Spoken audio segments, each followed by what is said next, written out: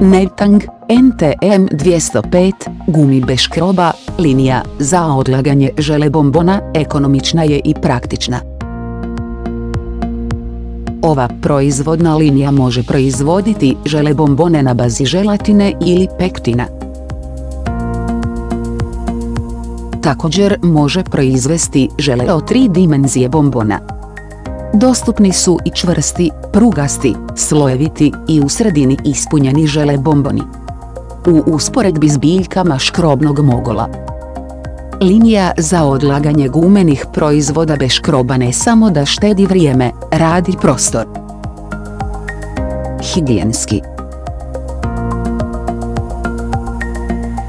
Ali također smanjuje proizvodne troškove proizvodnog postupka.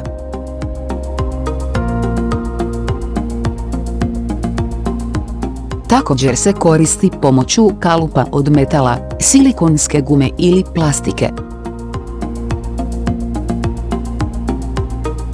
Proizvodna linija sastoji se od čaržnog sustava za kuhanje želea. Sustav za doziranje i miješanje okusa, boje i kiseline. Višenamjenski odlagač slatkiša. Rashladni tunel, stroj za oblaganje šećerom ili premazulje. Nudimo kapacitet od 150 do 600 kg rješenja.